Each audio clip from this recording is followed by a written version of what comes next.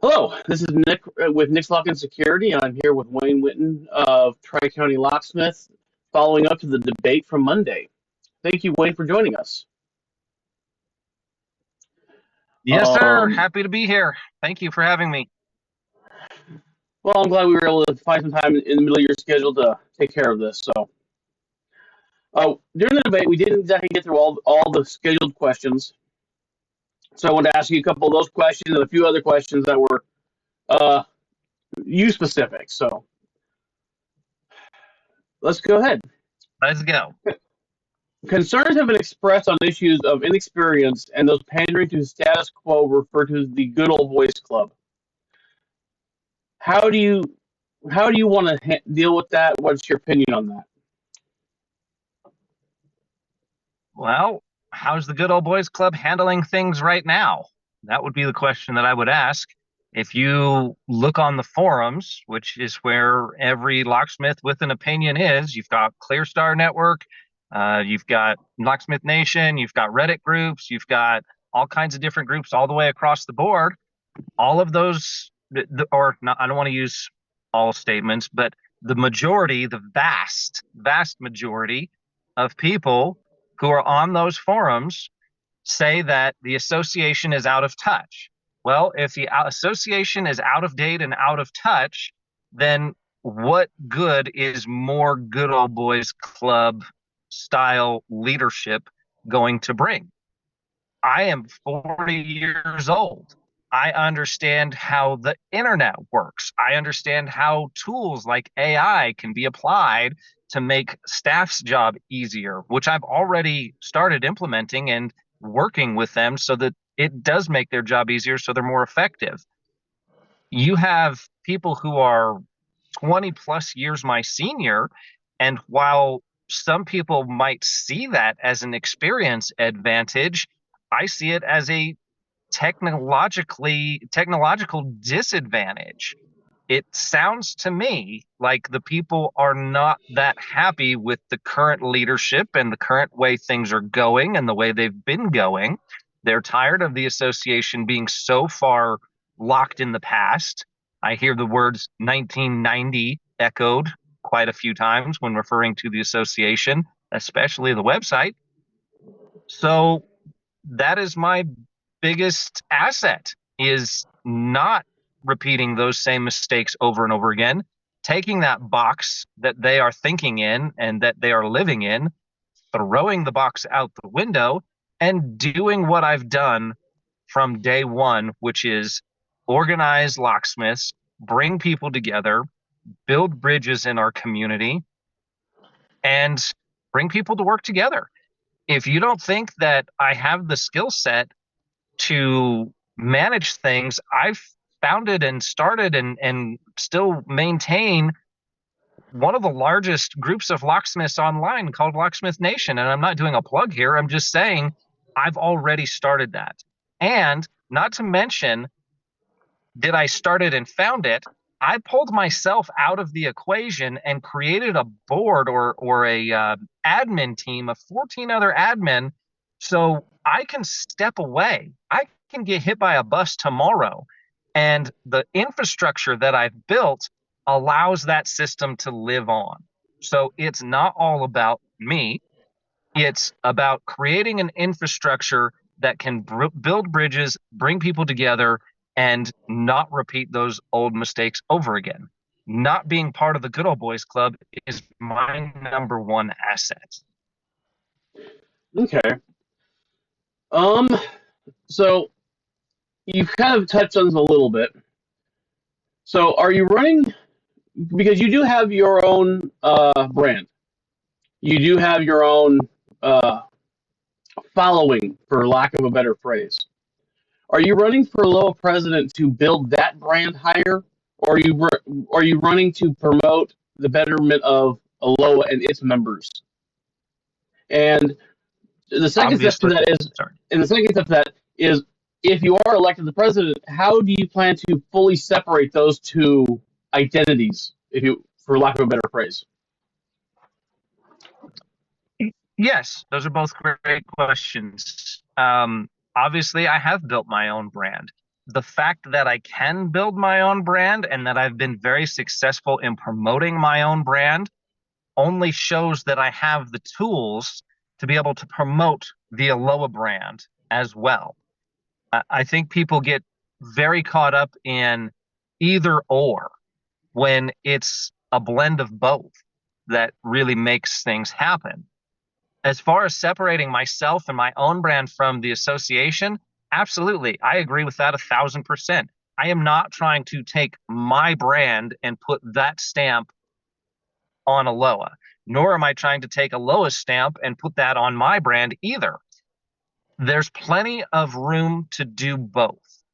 And what people need to realize is there are people on the board that represent major manufacturers like ASSA ABLOY. There are people on the board who run their own businesses, their own small lock shops and their own other entities. There are people that work for other large corporations. And all of those people come together and they bring what they have to offer without making it bias or advancing their own company or the company that they work for. They have to. Therefore, we can absolutely coincide and do both together. Hopefully, my following and my brand can get introduced to what ALOA has to offer. And I would highly encourage people that follow me to check out what the association has to offer. I'm not looking to promote myself within the association. What I'm looking to do is separate the two, and both of them, when I do something for ALOA, it's going to be branded ALOA, and I'm going to say, this is for the association. This is me representing the association. This is the association's standpoint and point of view on this particular item, and this is where we're at. And then that will be promoted through those channels, okay? When it comes to me and my own brand, I do a lot of things. I've got a documentary. I do a podcast. I do my own training videos. I do a lot of stuff. And the reason that I do a lot of my own stuff is because nobody else can keep up with the fast pace that I actually produce content. So therefore I do it on my own. Hey, you know what? If you can't offer something to somebody, then I do it myself and then produce results and then offer it to those other organizations. Whether they take it or not is up to them, but it's not about building my brand whatsoever. I can do my brand completely separate and completely independent on all of my platforms, which I will continue to do. That's why I have a following.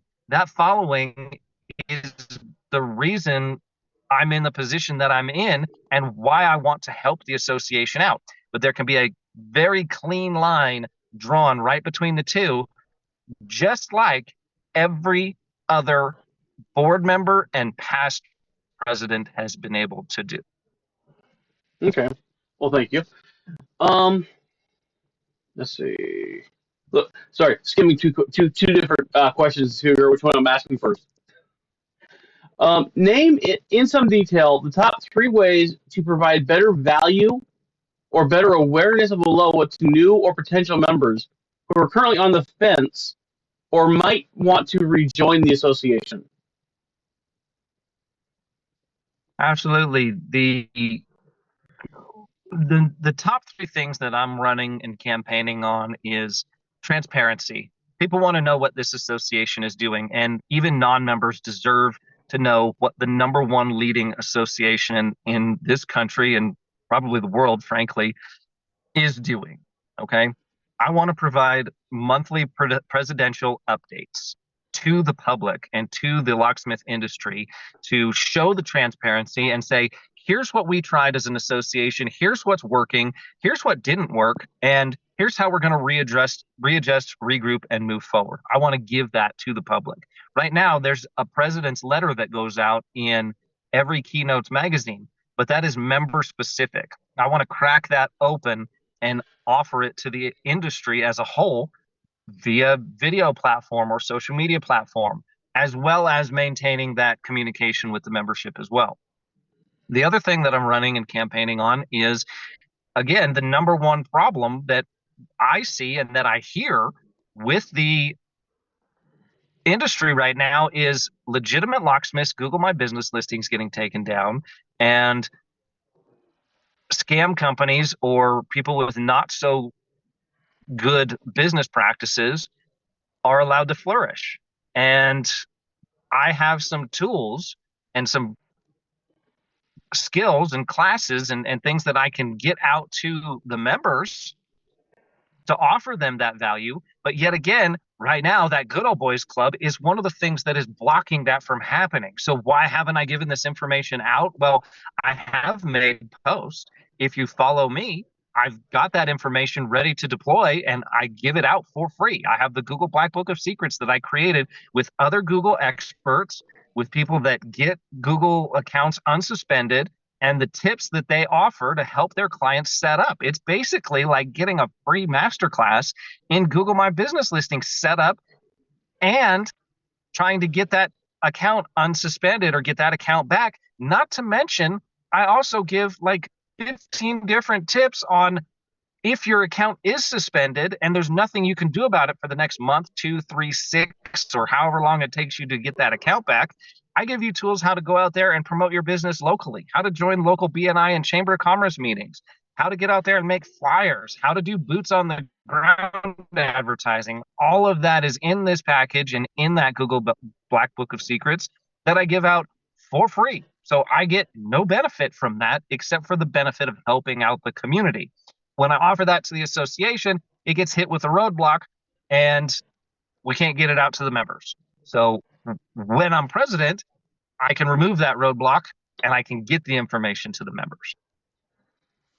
Does that answer your question completely, or was there another part to that question that I need to ask or answer? Well, that actually answered part of my next question too. So,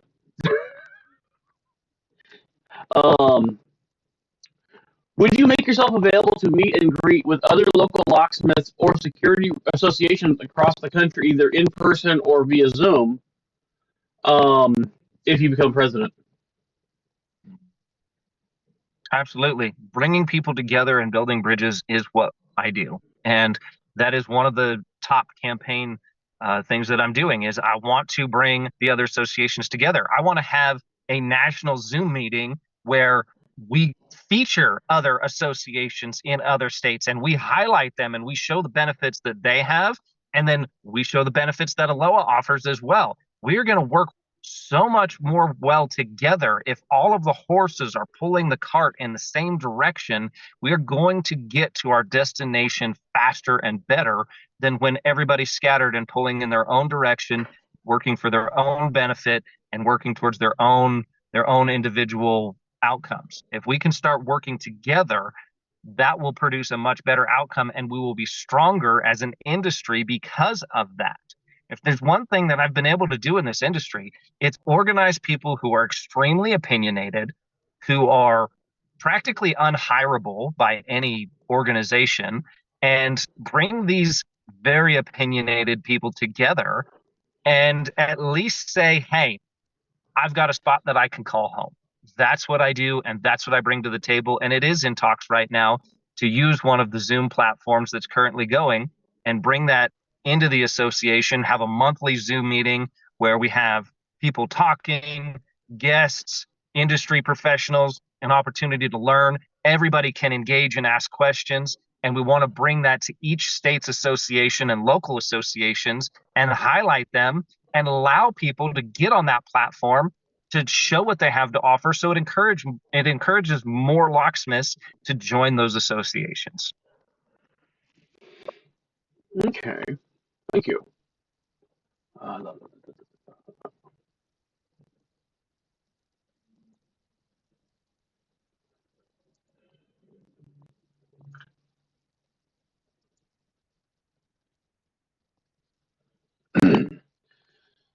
So, would you support the development of a restricted basics online video course for Locksmith apprentices members? So that way, if you hire a new employee in, you can say, "Hey, while I'm teaching you this, here's a reference videos you can look at for either some basic trainings or manufacturer trainings or such." I mean, Yeah, absolutely. I mean, people, how do most people know me? What do they say? Oh, that video guy. Oh, the guy that makes the videos, right? I know more about how to create video content, distribute video content in a private manner, and build that content in an easy to learn, easy to consume format than anybody else that I know. I mean, name somebody that knows how to do video content and produce, edit, teach, and distribute that content better than I do right here, right now. If somebody else comes along, I would love to talk to them and bring them and get their insights on it as well. But as far as it goes right now, that would be an amazing thing to do. And that's exactly what I want to do. I want to hit up the ACE instructors and say, hey, let's get an online course put together.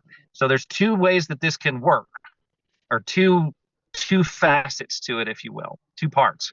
One part is, let's get the ACE instructors teaching classes on live Zoom platform. That way the students can interact with the educator. They can ask questions. They get that in-person feel. It's not going to be quite hands-on, and some things are not going to transfer to video platform as well as others. There's no substitute for hands-on training. Okay. However, if you take an online class, I guarantee you that when you take an in-person seminar, the information is going to soak in 80% more than if you just took that hands-on class going into it completely blind. It's like drinking from a fire hose. 80% splashes off the side of your face, right? If you have a better understanding of what you're getting into with the Zoom seminar, then that hands-on class is going to soak in deeper. It's going to root down deeper. So where does the money go? Because that's what everybody wants to ask. Where does the money go? The money is going to go to the association, and the way that it works with an instructor and an association is the association collects the money. They produce the platform for the student to learn, and the educator is paid a flat fee or a percentage based on how many students they have. Okay, so it would work exactly the same way on this platform, on video platform as well. The educator doesn't always have to be me, right? It can be whatever ACE instructor we have, puts together that class, offers it online. ALOA collects the money, pays the individual instructor, and it works identical to the way that it works in person. It's just more convenient because then the students don't have to pay thousands of dollars for flights and hotels and food and all the travel expenses. Okay. Next is part two.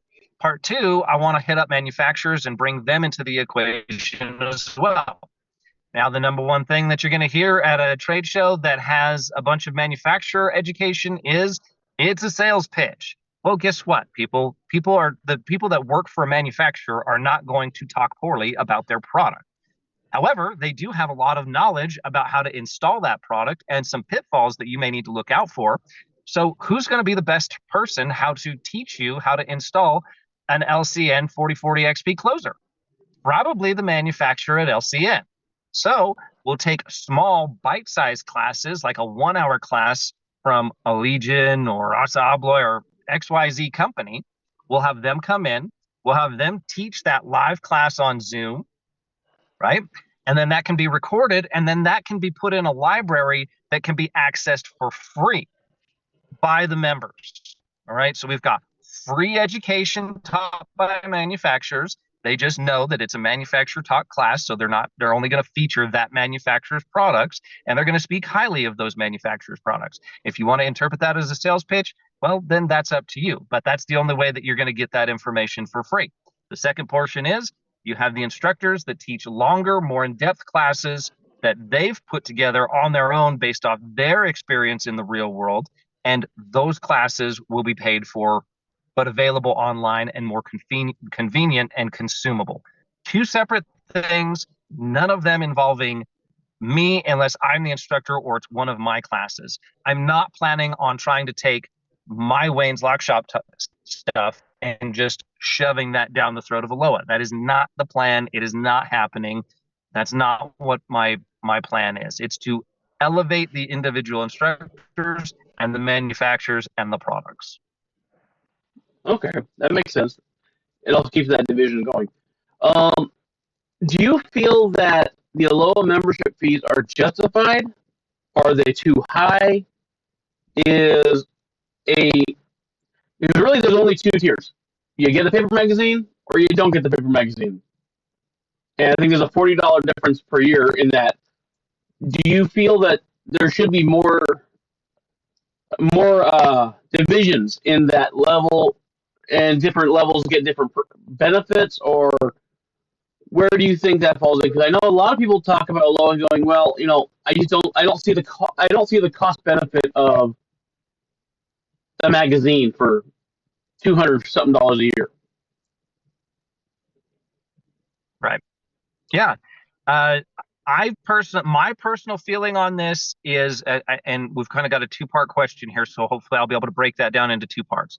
The first part is the membership too expensive? Well, there are rules put in place to where that membership has to increase by a certain percentage every year. Okay, so we would need to, as a board, go back and remove that from the start. So that's going to be trying to get all of the board members on board with doing that. That's going to be a pretty difficult task to do.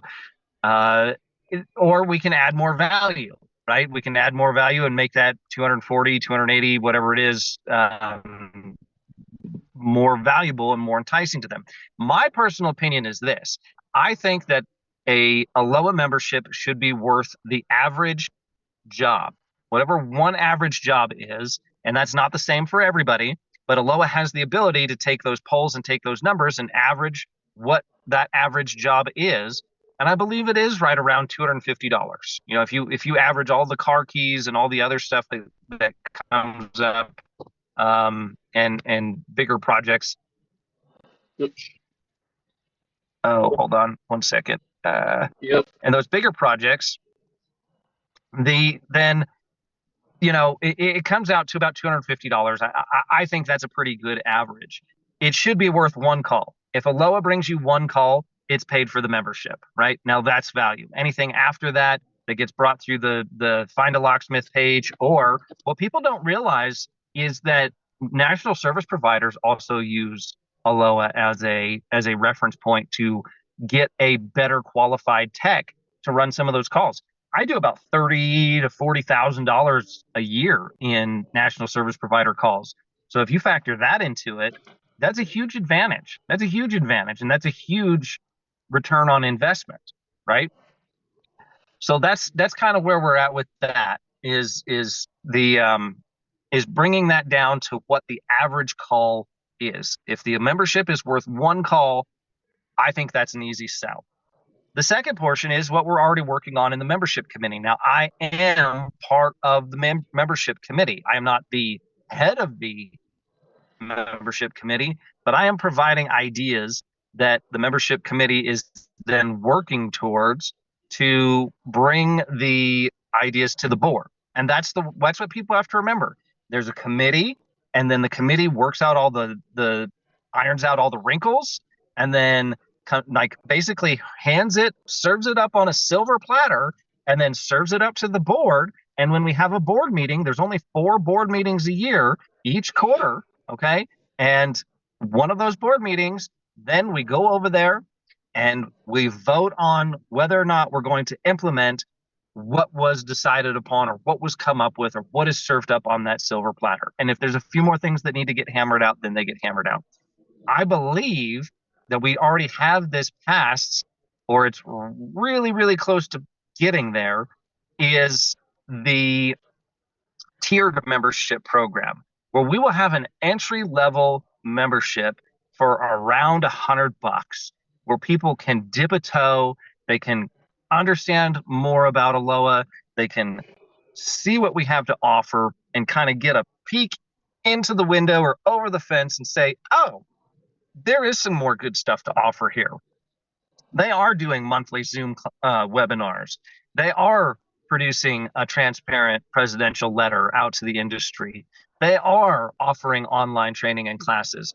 I want to go ahead and upgrade, and then I want to pay my $240 or $250 or whatever that end price is to be a full-time member and to be a full-blown member. That's my plan, is tiered membership, and it needs to be roughly around what one average invoice is for the average locksmith. Okay, well, that makes sense. Thank you. So here's an ethics question for you. And in the debate, we talked about scammers a little bit. What makes people who post fake positive reviews any better than the scammer that posts fake negative reviews? Or when one locksmith asks another locksmith to post fake positive reviews to offset bad reviews, is this justifiable? Is this ethical? And where do you stand on that line of the system? Well, you need to follow the guidelines of the platform that you're on. If Google says that you're not supposed to ask people for reviews, then I believe you're not supposed to financially compensate. I can't do research, so I can't like give you an exact answer on this, but off the top of my head, I believe places like Google and Yelp and those review based platforms say that you cannot incentivize and pay for reviews to go on your page. Now, as far as one locksmith helping another, it, Nick, if I help you do something, you call me and you say, hey, I have this problem. I've got this door bid and this electronic access bid, and I just don't know how to do it. Can you help walk me through that? And I spend 2 hours helping you walk through a bid and educate you on how to do that. And then you decide to go on my Google My Business listing and write me a review and say, hey, you know what? From one locksmith to another, Wayne really helped me out. He really helped us do a good job, and he helped our company come up with this bid so that we could flourish as our locksmith company. Now, there's nothing wrong with that because I provided a service that helped you. I helped you, and you simply told the real true story about what happened. That is perfectly legitimate. Where it gets muddy and gray and borderline on the bad side of ethics, or even crossing the line to the bad side of ethics, is going out there and saying, hey buddy, write me a great review to counterbalance all the bad ones that I have. And they did nothing. They had no business transaction to warrant that review, right? Or buying reviews online in bulk from, it used to be Fiverr. You used to go on there and people would buy reviews, or I believe they have AI bots that generate views now. And you can tell when companies been in business for 6 months and they have 500 reviews and none of them have a little picture next to them, that's probably obviously a bot review package. We can't tell Google to take that down. Like little ALOA and big giant Google, there's not a lot we can do with that. However, no, that scenario and that situation, paying for reviews is not ethical. No. I hope I've answered that. That question can go a lot of different directions, but if you are honest and the truth is behind it, then it can happen. If you're being dishonest and you're lying about an event that never happened, then that is not ethical. I hope I answered that as clearly as possible. Yeah. Okay. So, in how are you going to make a difference as president? What is the Well, one thing or two things that you are going to do to make a difference? transparency. People, here's the deal. When like you see on the forums right now, there's so much misinformation going around about what ALOA does, what they don't do. When you keep people in the dark, they come up with their own stories and make up these tales. They get worked up in their head based on what they think are facts and putting together. If the association, the solution to that is, and the plan that I have to implement is transparency. If the association is communicating with the industry and not just with the members, but with the industry as a whole on these platforms, and saying, again, here's what we tried, here's what ALOA did this month, here's what we worked on, here's the things that we accomplished, here's the things that we tried and failed at and did not work, and here's how we're going to regroup and tackle some more tough subjects next month, and then continue, wash, rinse, and repeat that cycle and make it available for the industry to see which is where my platforms come into place for distributing that information. Again, not for personal benefit. I don't get anything from that. In fact, I get attacked for that all the time. I'm getting attacked for it right now. I've gotten death threats.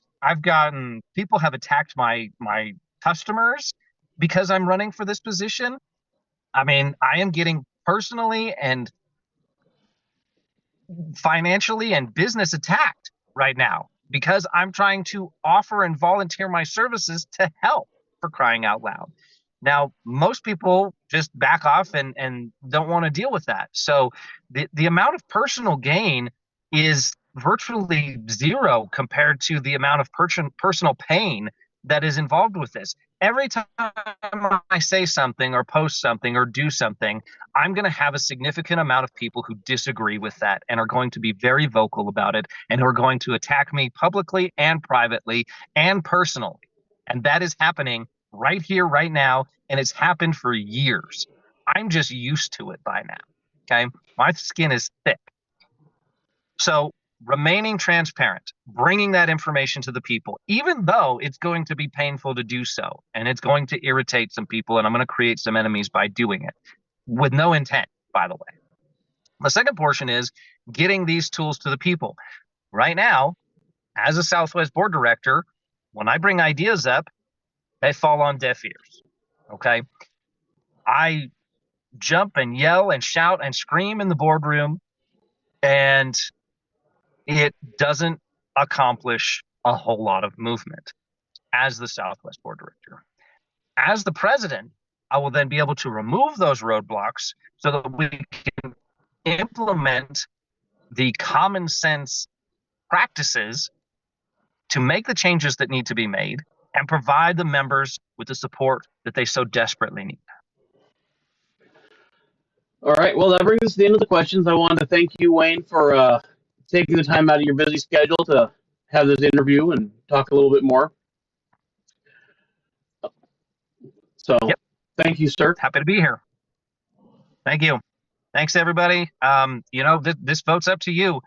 Don't just watch this idly. Don't just waste your time. If you haven't watched the debate, please watch the debate. If you're watching this, make sure that you invest in your time. And if you are investing in your time, please go out and vote. You don't have to vote for me if I'm not your flavor, if I'm not doing and saying the things that you want to hear and not the person for you, then vote for somebody else. But the main thing is, please just get out and vote. That's all that matters. Just get out and vote, place your vote, and make your opinions heard so that the association can do what you want them to do. Because at the end of the day, it's about the membership, and that's it.